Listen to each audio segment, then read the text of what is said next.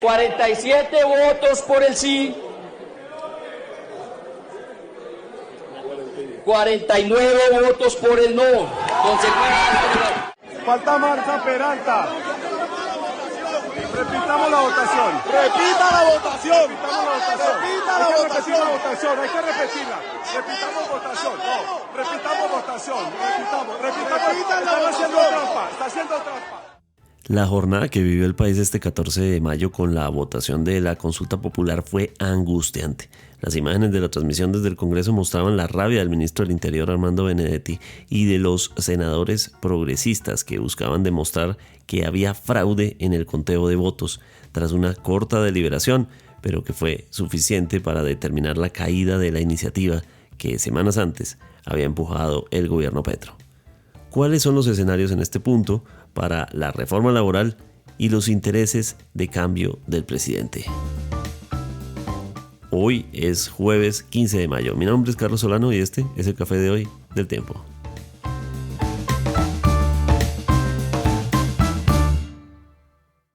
El Tiempo es un medio aliado de The Trust Project.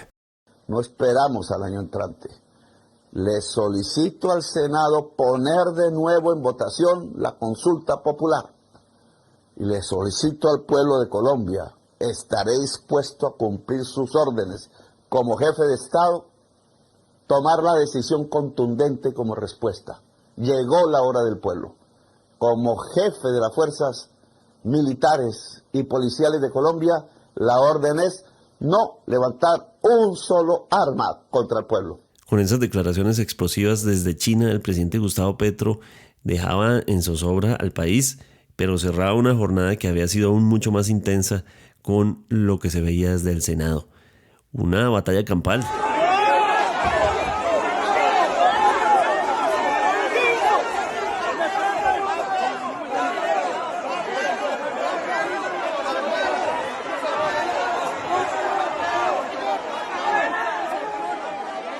Ese era el momento en el que el ministro del Interior Armando Benedetti, rodeado de un montón de senadores del Pacto Histórico, acusaban al secretario de Senado, Diego González, de haber borrado un nombre, un voto dentro de los votos manuales, supuestamente voto por el sí, y convertirlo en un voto por el no. ¿Qué fue lo que ocurrió en esta sesión? Mateo García, su editor de la sección política del Tiempo, desde la sala de redacción. Carlos, un saludo para usted y para todos los que nos acompañan en este nuevo episodio del Café de hoy. Bueno, en resumidas cuentas, que el gobierno sufrió su peor derrota en el Congreso, en lo que son estos ya casi 3 años de Congreso. Las mayorías del Senado se impusieron y derrotaron la consulta popular, que fue la estrategia del gobierno después del archivo de la reforma laboral hace un mes en la Comisión Séptima del Senado. Pero adicional a eso, bueno, hubo derrota, pero también hay algo agridulce, y es que revive la reforma laboral. Prosperó la apelación que presentó el senador Fabián Díaz de la Alianza Verde a la decisión que tomó la Comisión Séptima del Senado de archivar la reforma laboral. Y ese es el balance, básicamente. Revive la reforma laboral y se hunde la consulta popular del gobierno, pero como termina con un ambiente muy tenso, con una nueva escalada de la polarización, que era un poco lo que se temía, con un nuevo llamado del presidente a las calles y de sus ministros, y el mismo presidente diciendo que hubo un fraude en el Senado liderado por el presidente del Congreso, el senador conservador Efraín Cepeda, y ejecutado por el secretario del Senado. Ya serán los videos de seguridad y de pronto algunas otras autoridades, porque es muy probable que haya demandas y que determinen si hubo o no ese presunto fraude del que hablan desde el gobierno, y que Cepeda y tanto el secretario del Senado ha dado ya su explicación y dice que no hubo ningún tipo de fraude y ningún tipo de irregularidad alrededor de esta votación, que sabíamos que iba a ser muy reñida, y quedó 49 contra 47 votos en contra de la consulta popular. Escuchemos algunas voces de la jornada, por ejemplo la del senador Efraín Cepeda, presidente del Senado, quien levantó la sesión al ver que no había orden y que estaban ocurriendo los hechos que se veían.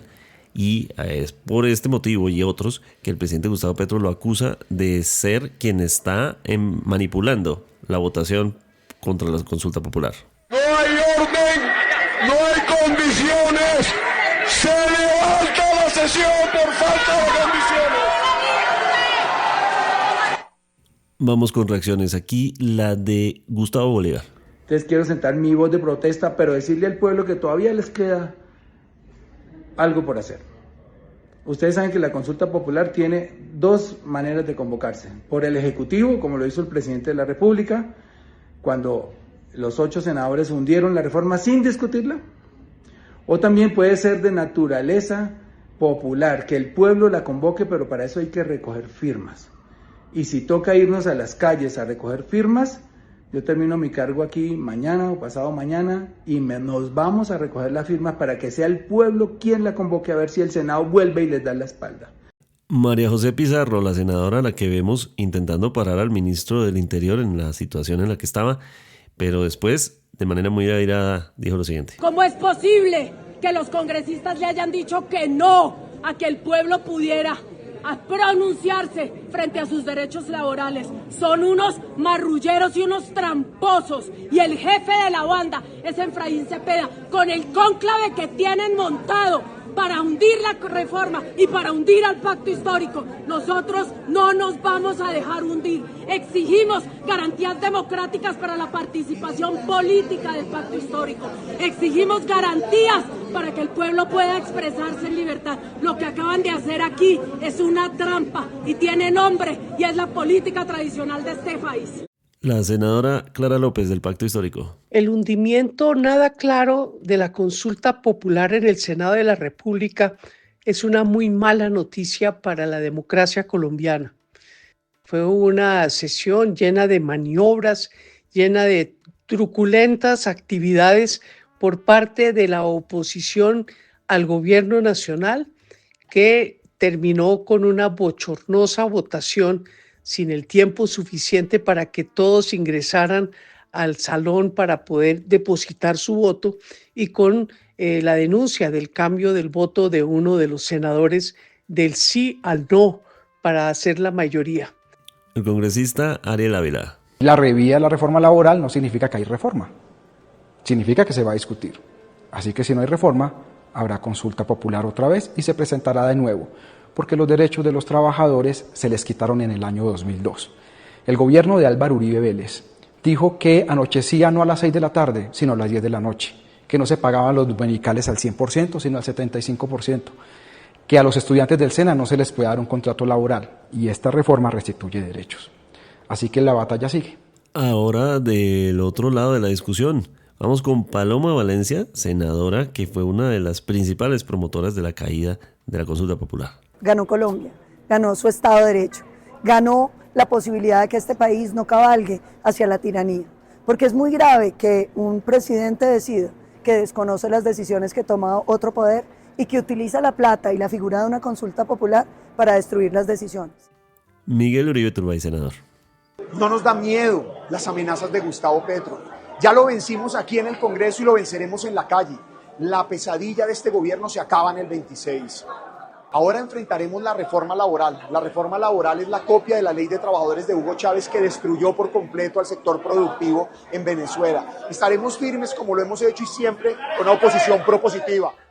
Precisamente, Mateo, un resultado muy apretado, 47-49, es una votación bastante justa que se presta además para interpretaciones y suspicacias. Algunas ausencias además en la votación que son muy sorprendentes, ya las vamos a ver más adelante, pero ¿cómo ve usted lo que ocurrió? Sí, siempre supimos que iba a ser un resultado muy apretado. Las grandes votaciones que se han llevado a cabo en el Senado tienen una diferencia alrededor de 5 votos, 5 o 6 votos.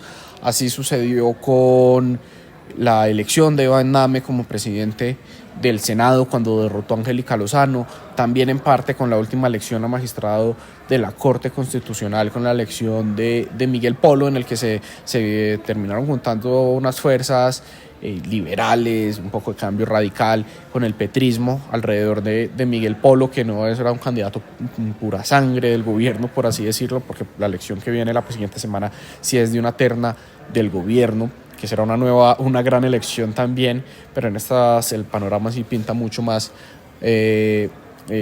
digamos, favorable para el gobierno. Pero estaba listo el resultado, digamos que desde este mismo martes, el debate del martes no influyó en nada, ya se sabía un poco cómo iban a votar los liberales, que 2-3 senadores de Cambio Radical no iban a participar, lo cual Cambio Radical sale a sacar pecho diciendo que ninguno de esos congresistas votó por el no, votó por el sí a la consulta popular, pero no votar es votar a favor del gobierno. Eso sí era claro, no manifestarse como el resto de la bancada. Entonces ahí están sacando un poco pecho, pero no es tan así. Los liberales se sabía que iban a estar divididos, pero la gran incógnita hasta este miércoles alrededor de la votación pasada a las 4 de la tarde, la gran incógnita iban a ser los 3 senadores del partido Mira. Sí. Lo que ellos decidieran iba a ser. Entonces le cambió un poco el panorama. Fueron 47, 49. Si los 3 del Mira hubieran votado, hubiera sido 50-46, ganando el gobierno. Entonces sin duda fueron ellos los que a última hora se decidieron a votar por el no, y ellos fueron los que inclinaron la balanza más allá de que Marta Peralta participó o no, de que Temístocles se salió, Temístocles de Cambio Radical, más allá de los liberales incluso, que ya estaba muy cantado. Los 3 senadores del partido Mira fueron determinantes para hundir la consulta popular del gobierno del presidente Gustavo Petro. Senadores sobre los que ya el mismo pacto histórico o el progresismo había levantado alertas. Veía uno después de la votación de la Comisión Séptima del Senado como había unos mensajes muy fuertes a través de RTBC, por ejemplo, señalándolos de responsables de la suerte que estaba llevando la reforma laboral. ¿Se cobró el Mira lo que estaba pasando? ¿Se cobró el Mira una suerte de venganza aquí? Pues ahí sí ya habrá que mirar, pero no se entendía, y era lo que hablábamos con unas fuentes del Congreso, que estaban moviendo el no, y ellos en la noche del martes no entendían cómo los del Mira, después de ser tan atacados por el gobierno, no habían dejado una postura clara por el no. Había mucho ruido, claramente el gobierno se movió alrededor de ellos, y pues quién sabe, de pronto se la cobraron al gobierno dejándolo así hasta última hora la expectativa, o definitivamente fue a última hora que decidieron, pero sin duda esos tres votos fueron determinantes y quedaron ahí marcados como el partido que terminó que hundió, realmente ese partido hundió la consulta popular. Un voto que llama mucho la atención es el de la senadora Marta Peralta de Pieyú. No más aquí en los micrófonos del Café de Hoy, un día antes, había manifestado la emoción que le producía estar llevando adelante este proyecto y estaba convencida de que iban a tener los votos suficientes para conseguir la consulta popular. ¿Qué fue lo que ocurrió con la senadora Marta Peralta de Pieyú del progresismo? Es inexplicable realmente. Ella denuncia que no la dejaron participar en la votación, que ella estaba fuera del recinto porque se había declarado impedida previamente, pero realmente eso sí uno lo sabe desde allá, eso le llaman a todo el mundo, ya vamos a votar y empieza a sonar una campana. Eso realmente es curioso que ella no haya estado en la votación. Habrá que ver bien cuáles son esas explicaciones de ella. Pues esto fue lo que explicó a través de sus redes sociales posteriormente. No hubo garantías por parte de la mesa directiva en la votación de la consulta popular. La votación no duró abierta ni siquiera 2 minutos, aún sabiendo que habíamos senadores que en el punto anterior nos habíamos declarado impedido y que habíamos dejado la constancia del retiro del recinto. Esto es un verdadero fraude. Ya tenían todo orquestado para atentar contra el pueblo colombiano porque sabían que teníamos los votos para aprobar la consulta popular. Era una consulta muy, muy importante. El pacto histórico, cuando llegaron al Congreso, la mayoría son congresistas nuevos, ya llevan 3 años, pero era una bancada muy indisciplinada, con poca disciplina, y el gobierno perdió varias veces pequeñas votaciones, teniendo la maquinaria oficialista y la planadora de su momento, porque había mucha indisciplina en los congresistas del pacto histórico. Se iban de la sesión y se perdían la votación,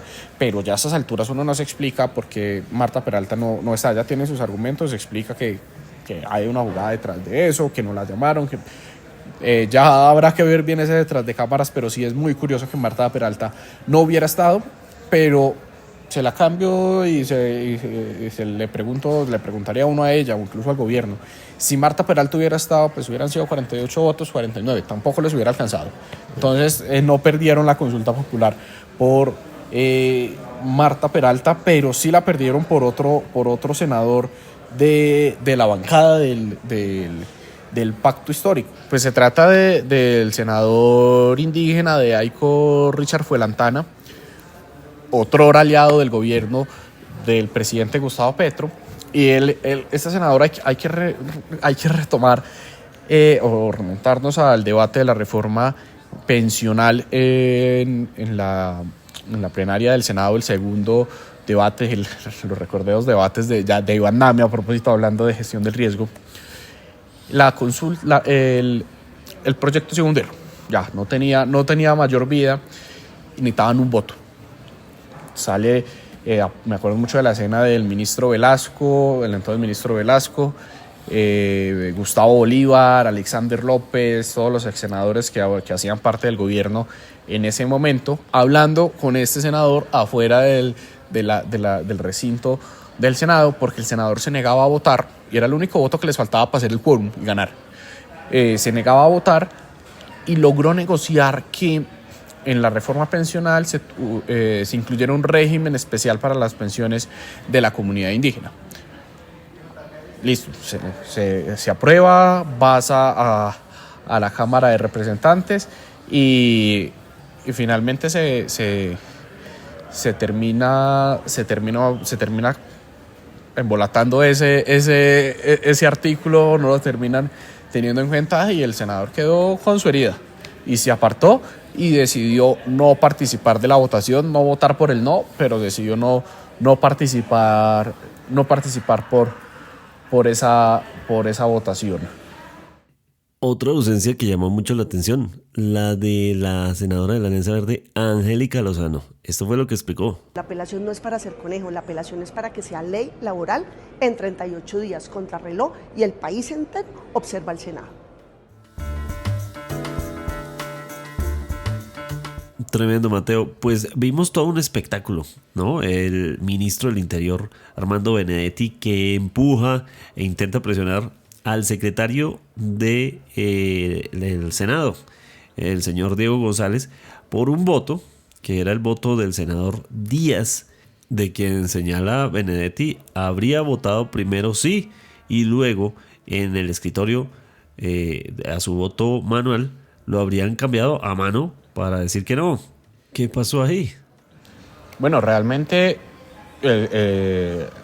cuando votan en el Congreso no se explica uno, en Cámara falla mucho más, pero en Senado rara vez fallan los registros, y entonces está la costumbre que en medio del desorden que es el Congreso y el Senado, la Cámara, cada senador está en un punto que no es su curul y le dicen al secretario voto sí, secretario voto no. Eso fue lo que pasó. Al secretario le entendió que no, y dijo públicamente no, y anotó en su libreta o en su cuaderno que no, que el voto de este senador era negativo, y el ministro Benedetti dijo que lo había cambiado, que ese senador había dicho que sí, y el secretario cambió el voto, supuestamente.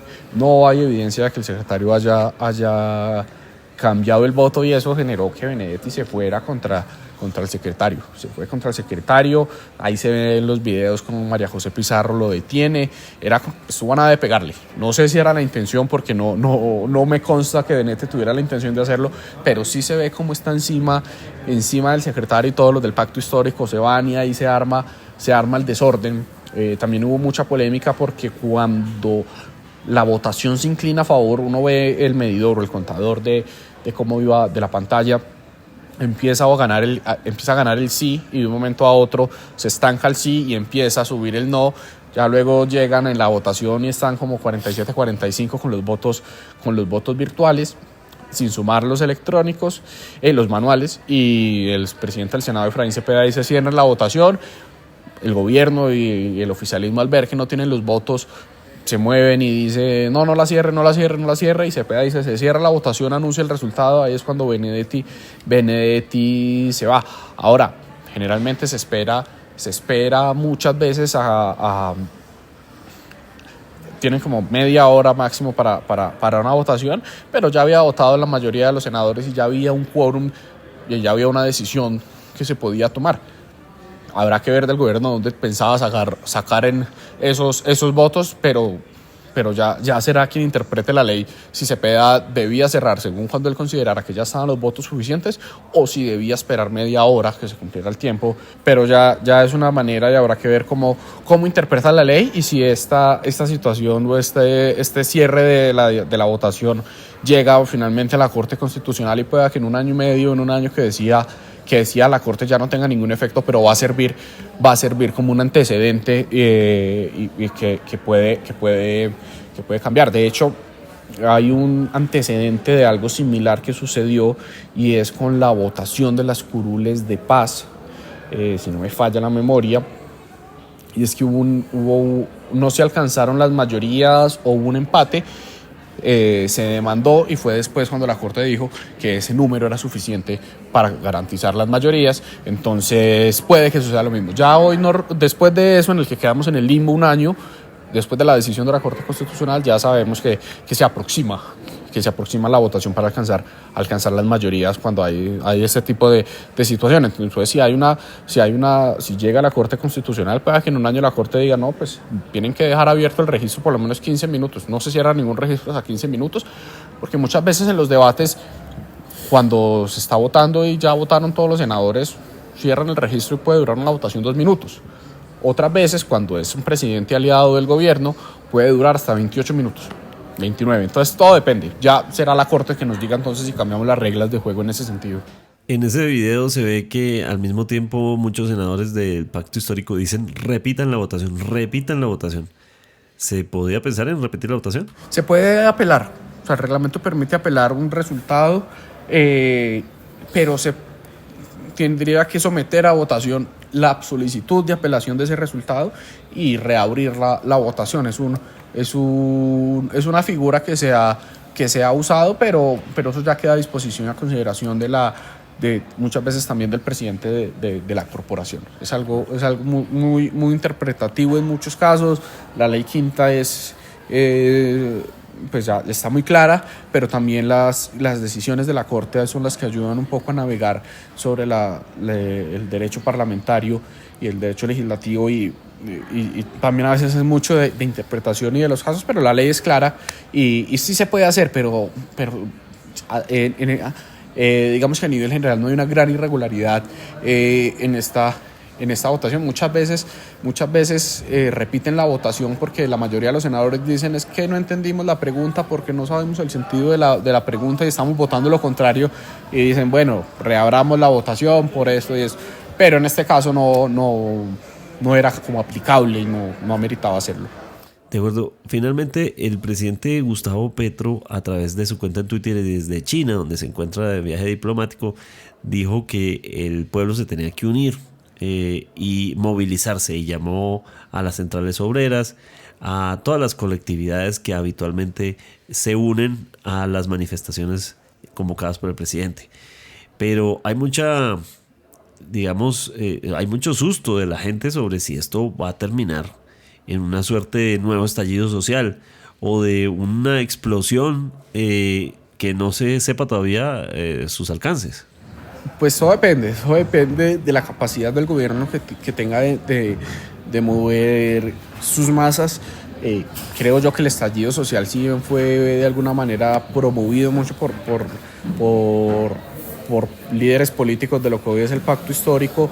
Tampoco se puede desconocer que que este estallido social nació mucho por el descontento de los jóvenes, se juntaron un montón de aspectos y estos líderes políticos terminan montándose de alguna manera en ese estallido social. No se puede vincular directamente que ellos hayan sido los que lograron hacer esas grandes manifestaciones y movilizaciones que vimos durante la pandemia. Por algo la oposición muchas veces critica que el presidente Petro lo único que le queda es montarse en las marchas del Día del Trabajo para tener unas grandes movilizaciones, porque es difícil mover tanta gente, pero está por verse qué puede suceder. Ellos han venido organizando en los últimos meses, a propósito de la consulta, también han venido organizando mucho campesino, ya sabemos la fuerza que tienen con los indígenas y cómo los llevan a Bogotá.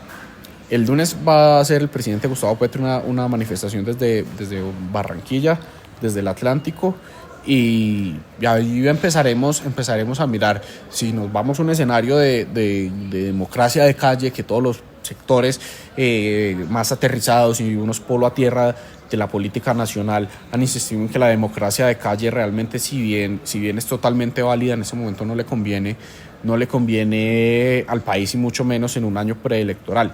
Puede ser también un riesgo de aumentar la polarización que ya está, y lo que ya han dicho es, bueno, si el fin de la consulta popular era la reforma laboral, el Senado de alguna u otra manera enmienda su error, el mismo Senado enmienda su error al hundir la reforma laboral que quiere el pueblo colombiano, y ya la va a tramitar otra vez. Ahora, no sabemos si el Congreso finalmente si le va a mochar todos los artículos y deja nada más lo relacionado con horas nocturnas y dominicales y festivos, y habrá que ver si esta es una oportunidad para hacer un acuerdo nacional alrededor de los derechos de los trabajadores. Ya el presidente Petro hace como 2 años anunció esto del acuerdo nacional que no ha prosperado. Pero le dejo un dato adicional que a mí me ha llamado mucho la atención, y es la semana anterior Cifras y Conceptos sacó la encuesta polimétrica y decía algo muy curioso. El 58% más o menos de los colombianos estaba a favor de la consulta popular, quería la consulta popular, pero solamente el 43% decía que era muy probable que saliera a votar. Entonces es una contradicción muy a la colombiana de que sí quiero algo, pero si me tengo que parar el domingo para votar, ya si no es tan fácil. Entonces era un dato, entonces finalmente también como decían voces como la de Angélica Lozano, que no votó. Es algo que ya le preguntaremos bien qué pasó porque no votó. Bueno, ya tenemos la reforma que era el fin de la consulta.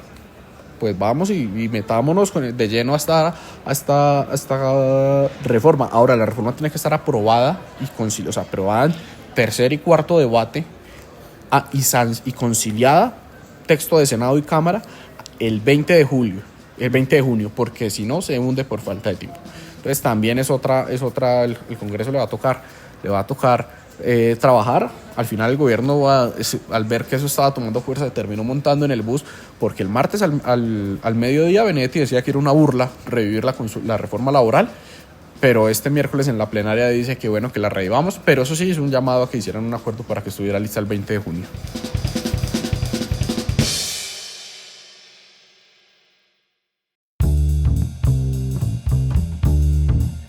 Gracias por acompañarnos en el café de hoy. Suscríbase en todas las plataformas de podcast y en el canal de YouTube de El Tiempo. Nos encuentran también en Instagram y en X como @podcasteltiempo. Además, si quieres recibir a través de WhatsApp la notificación de cada nuevo episodio, siga el enlace que se encuentra en la descripción o envíenos un mensaje con la palabra suscripción al teléfono 320-353-27 y haga parte de la comunidad del café de hoy. Este episodio fue producido por Pedro Sánchez. Mi nombre es Carlos Solano.